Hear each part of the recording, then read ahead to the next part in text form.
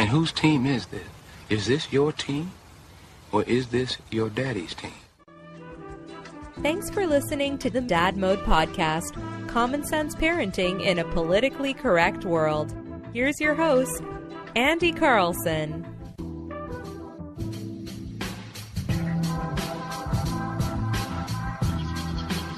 Welcome back to the Dad Mode Podcast, Common Sense Parenting in a Politically Correct World. I'm your host, Andy Carlson, at Andy Carlson Show on the Twitter machine. I'm a father. I have no idea what I'm doing, but you're either their chiefy, little buddy, champ. So let's try and learn something together today. The website is dadmodepod.com. The Twitter is at dadmodepod, or just use the hashtag dadmode, and we'll get at you today.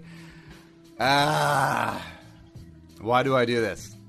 Why do I root for a team that hurts my face and hurts my soul so much? Of course, the Minnesota Vikings getting their ass kicked, NFC title game. Philadelphia Eagles 38-7, and it's just yet another chapter and verse of the Minnesota Vikings fandom. You could say hashtag Minnesota sports in general, blah, blah, blah, blah, blah, blah, blah, blah, blah, blah, blah. Yeah. Chopped it up ad nauseum this week on, Purple for the Win, my Vikings show. And it was sad, but today we're going to talk about it from more of a kid's perspective. And it's just like, why do you burden your kids with just this terribleness? I don't know. But before we get started, something that's not burdensome is Picnic. Getting your entire family all on the same page calendar-wise, because there's nothing more frustrating than, little Timmy's got soccer practice, little Janie's got a violin lesson, and then also she has soccer practice, because apparently kids always play soccer here in America, even though it's not really sticking, but whatever. But how can Picnic help? Picnic. It's the best app, and here's what they do. They can sync calendars. They get everyone on the same page. And what's really important for me and the Carlson family is dinners. Family dinners, at least a couple nights a week. We all sit down, and especially when the kids get older, like sit your butt down, no devices, and talk about your day. They got meal planners. They have grocery lists. They have everything to keep you organized and really just makes things easier. Like, there's a lot less stress in the family when you're organized, and especially when you're cathartically sitting down talking about your day over delicious meals that they have in their menu planner as well. Go to picnic.com, picnic.com/get started, and use the promo code PODPIC, PODPIC. You get 30 days of their Picnic Premium free. Again, the URL. Website to go to. Hit it up. Picnic.com/get started. PICNIIC, PodPic, 30 days, Picnic Premium. All right, so just the fandom, right? And I don't know. Like, kids are very much bandwagon fans. Like, they go with what's hot, and I think in some ways that's sort of healthy, where you have young kids, like in the past couple of years of the NFL, like they're big Seahawks fans or they're big Panthers fans when they had that one great year. Maybe some kids picked up on the Vikings. Maybe not. I'm a little bit too close to the situation. I don't really know what, like kids in like Atlanta or North Carolina or Texas or whatever, what they latched onto, right? But like you see in the NBA too, like the Warriors get hot, and then all of a sudden, every single kid under like 10 years old is wearing a Steph Curry jersey. Like, I get it. I think that's maybe it stems off of the everyone gets a trophy generation, as we all like to blame. It's on the damn millennials. Or maybe it's you respect excellence. Maybe it's you respect winning. And kids do that. They enjoy winners. They gravitate towards winners. And I can see the rationale for that being healthy. Like, there's a lot of kids, I'm sure, that are Patriots fans, or baseball. I don't even know who's good in baseball anymore. The Cubs, yeah, sure. Now we got Cubs fans, but I mean, for me, growing up, there wasn't really much of a choice. Like, I had to be a Vikings, a Twins, to a degree a Wolves fan, and to a degree a North Stars fan, because and a Gophers fan, by the way. 5 winners right there. Because that's who my dad and my grandpa rooted for, right? And my dad is only a fan of those 5 because that's what he grew up with. And yeah, I always remember stories like my dad and my uncle Like my grandpa would take them to Met Stadium, watch a Vikings game, or wherever the Gophers. Where the hell did the Gophers play like way back in the day? It doesn't really matter, but they'll make a pilgrimage to go see the Vikings, and like they would always tell me about remember one day at the Met and we saw O.J. Simpson, the Juice, back before his things, and like those moments really make an impression, and I think it is a bonding thing, like going to a game and you're both cheering for the home team, and then your team wins, and it's cathartic, not cathartic, but it's euphoric, and it's nice. It's a nice little bonding moment, and I had that with my dad too. Like every year we would go to Vikings Packers, and it was really fun because we would get up early and we'd go down, we tailgate a little bit, and we'd hang out, we'd go to the game, we'd stop in someplace, get a burger, and then we'd come on home, and like that was I think you can copy and paste that across a lot of strata, and just like watching games together, like every single family, like if you live within driving range, Sundays or games or Twins games or Wild games, whatever. You get together, you have some great food, you have some bonding time, you have a couple of cold ones, and that's, you may say you're scheduling your familial interaction around a sporting event, but you're still getting together. I mean, there's result still remains the same, and honestly, I don't think. Maybe you don't do that if, like, the dad is a Vikings fan, but the kid decided to be a Cowboys fan or a Niners fan just because they were hot in the 90s or 80s growing up. I don't know, but I'm not going to saddle my kid with fandom, especially just bad teams. I don't know what it is in Minnesota. And it's not the weather, because New York teams are great. Boston teams are great in the past 10 to 15 years. Maybe it is just standards. Maybe it is just that Minnesota, we don't have as high demands. We have a little bit more of the moral victories and all those things that go along with it. And maybe we're just permissive, because like Patriots fans would have zero tolerance for the NFC title game, what happened there. Yes, I know they're in the AFC, but don't be a smartass here.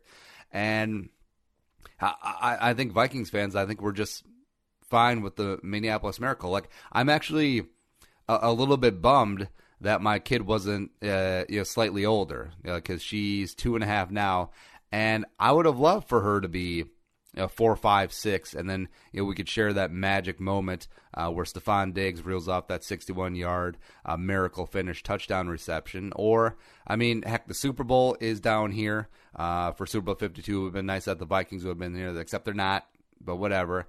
But it still would have been awesome to take her down to the Super Bowl experience on Nicolay or down at the mall. They're doing a lot of things as well, but we can't. Alas, not, because she's not quite at the age where she would retain it, and I'm sure there'll be many other, great moments coming up, Minnesota sports, many more heartbreaking losses, but maybe that's something that unites us as well, in that just all of the heartbreak, all of the despair. I feel like there is a bit of a gallows humor that develops around Vikings fans, but also I think a lot of people are able to separate sports from their life, except it does have some bleed over. And I feel like as a Vikings fan or a Minnesota sports fan in general, just always looking for the banana peel, always looking for the team to fail you.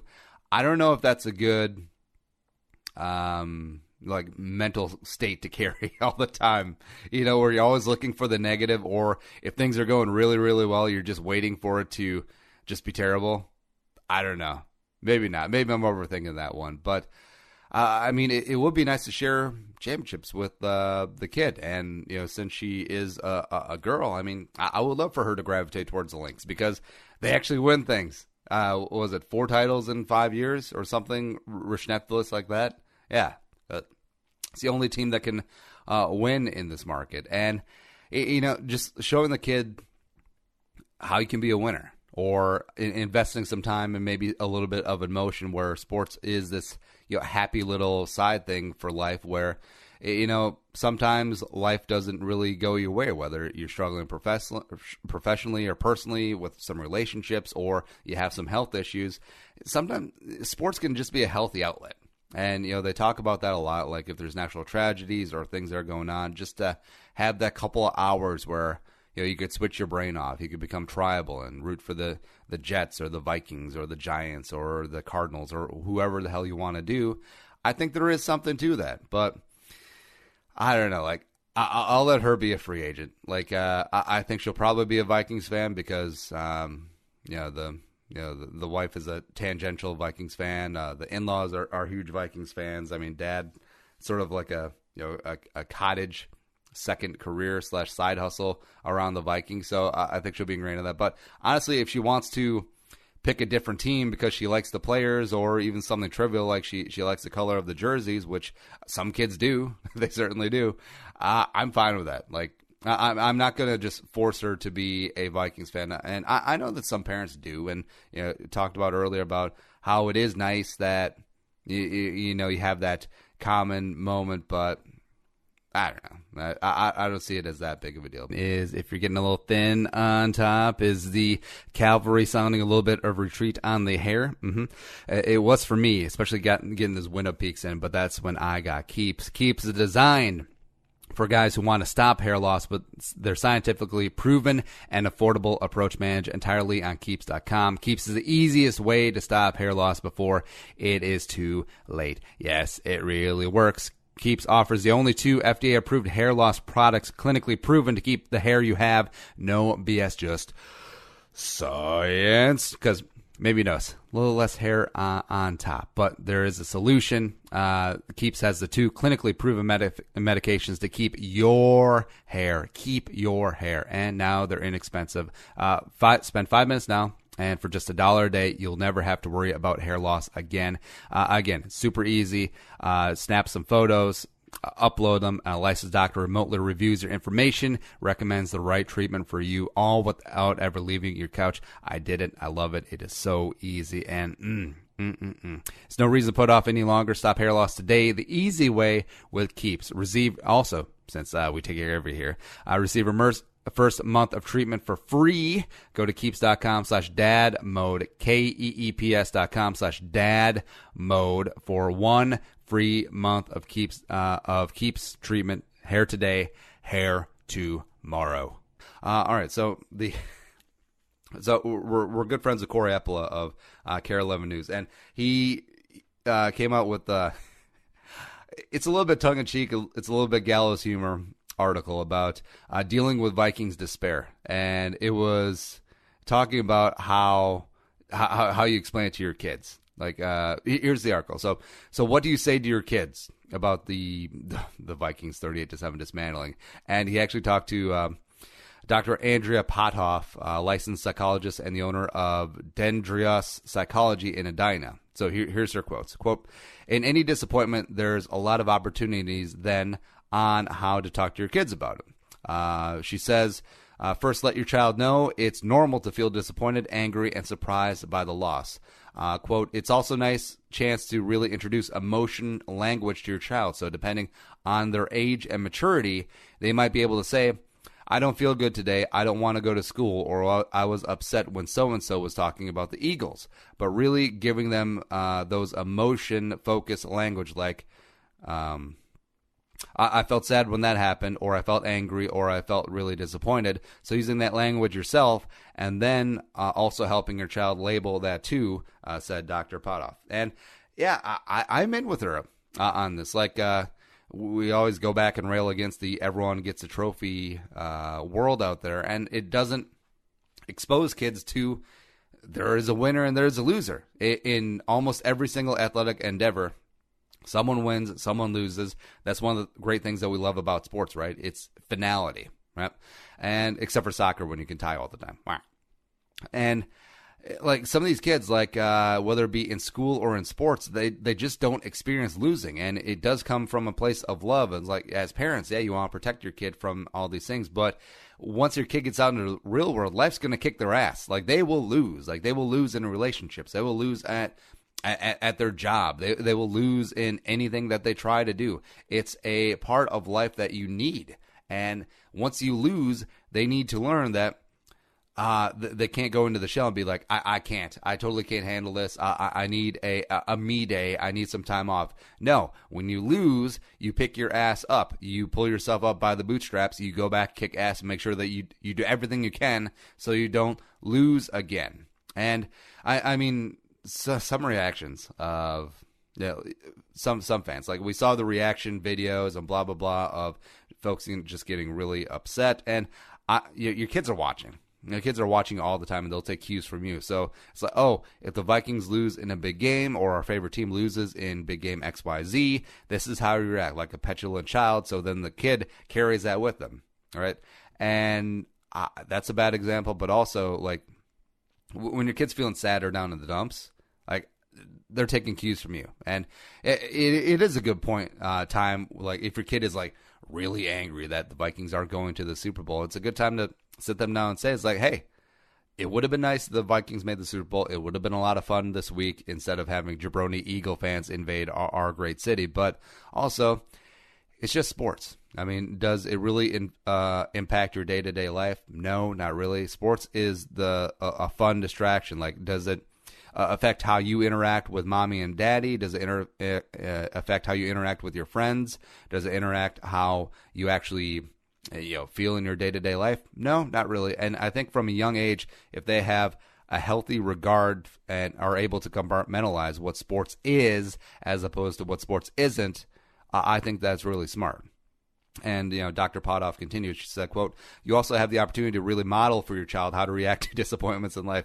So if they see you getting really upset about it, that sort of gives them the template for how we deal with those things." Yeah, end quote. Sorry, sorry, I jumped the shark there. So exactly it. So if your kids see you getting really pissed off and throwing things at the TV and swearing and cussing and overall just being like an emotional louse for the next couple of days because your team lost a game of sports ball, like, they'll think there's like, yeah, that's what daddy does. That's what mommy does. So I'm going to do that too. And, I'm a big of Vikings fan as any, but don't get too high, don't get too low. Yeah, that's my saying of things. And Potoff also says, don't dismiss your child's feelings. Quote, "I would say meet your child where they're at. So they may be really into the game and wake up tomorrow thinking about something else. So if they're talking about that, great, have that conversation. If they could care less about it, it's not something you need to be repeatedly bringing up to them," end quote. Yeah.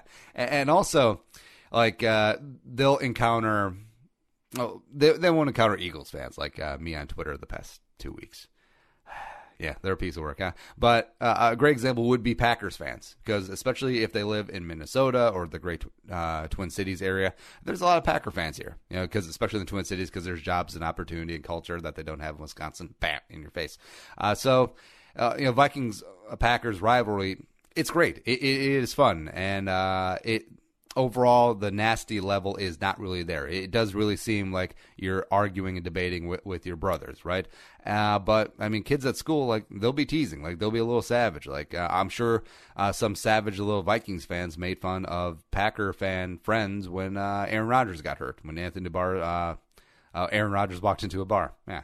And it's something that they have to deal with, too. And kids, that's an opportunity as well for, like, don't get too upset about it. Like, that's one of the great things about sports as well, is that it provides us a common thread to have conversation about things, but also it sort of allows kids to be kind of jackassy, which is kind of funny. Yeah. And you're going to deal with that. Like, if you go to a game, you're going to deal with jackass fans from the other side. If you're at work, you're going to have jackass fans from the other side. And that's part of the thing too. Like, you can give, you have to give, get as much as you give. Right. And like, you can't be like an emotional little butterfly about it. Like, yes, there's a clear line that can be crossed. Like, if it's like extremely vulgar or cursing or like everything like that, just completely over top. Sure. Like, you can dismiss that. But one of the fun things about sports is talking noise, talking junk. Right. So teach your kid that, it's okay to, puff your chest a little bit, but also when you're humbled, you got to be prepared for when the other fan base is puffing their chest a little bit. As long as they're not going over the top like Philly fans and saying that they want to F a 99-year-old woman. But yeah, other than that, sports ball, a lot of fun. Sometimes it is not. And, I think with the kids, it's a fun thing to share with them, but you don't have to press your values on them, and also be very wary about your reactions because they'll take cues from you. And sports ball, love it. Sometimes I don't. But that's today's Dad Mode. If you enjoy the show, tell a friend, spread the word. I get it out there when you're hanging out with your other dad friends or your mom friends or whatever friends. Do it up. Show's available on the iTunes and Stitcher and iHeartRadio. Give me a follow on Twitter at Andy Carlson Show, also on Snapchat and Instagram. And the show is at Dad Mode Pod on Twitter. Hit it up. And the website, dadmodepod.com. But till next time, be a man, be a father, go Dad Mode, and we'll smell you Think later. the episode you just heard is worth $1? Well, send it our way. Visit dadmodepod.com/support to find out how. Be a man, be a father. Go Dad Mode.